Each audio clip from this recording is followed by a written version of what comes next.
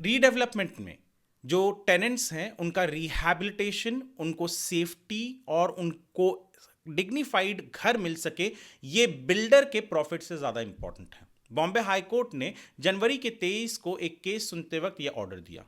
Case है लोअर परेल का। Om Sai Ram cooperative housing society के खिलाफ उनके ही बिल्डर आइसॉन डेवलपर्स जो भी हैं वो पहुंच गए बॉम्बे हाई कोर्ट, क्योंकि ओम साई राम ने 11 साल पहले अग्रीमेंट किया था, पर कुछ काम ना होते हुए देख उस अग्रीमेंट को टर्मिनेट कर दिया। बिल्डर पहुंचा हाई कोर्ट। बिल्डर ने कहा कि सर जी मेरा तो लॉस है, ये प्रोजेक्ट आप रोकिए, हमारा आर्बिट्रेशन हो जाए, उसके बाद में रीडेवलपमेंट होने दीजिए।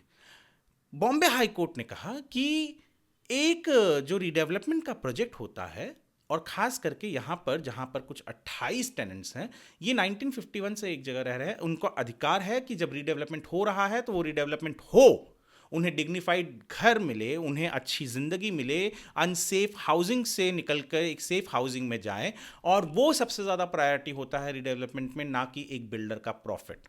बिल्डर कह रहा था कि आर्बिट्रेशन करवाइए, तब तक रीडेवलपमेंट रोक दीजिए।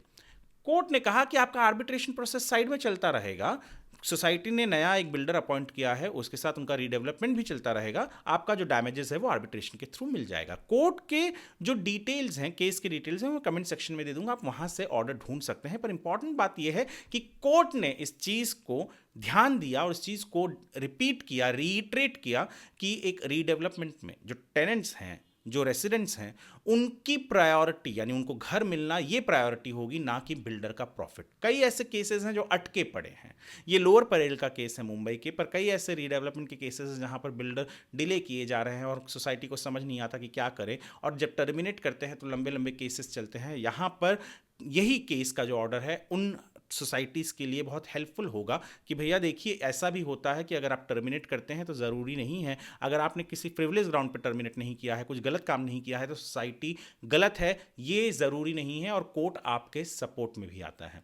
ये जो ऑर्डर है इसको हमने आर्टिकल के रूप में हमारे वेबसाइट squarefeetindia.com पर अपलोड किया हुआ है। मैं चाहूँगा कि आप पढ़ें और इस वीडियो को ज़्यादा से ज़्यादा लोगों तक शेयर करें, ताकि उन्हें भी कहीं पे इस तरीके के कुछ प्रॉब्लम्स हो जहाँ पर सोसाइटी अटकी पड़ी है, रीडेवलपमेंट में अटकी पड़ी है, बिल्डर डिले कर रहा है, तो वो क्या कर सकते हैं, उनके सामने भी एक उदाहरण होगा, एक सलूशन होगा।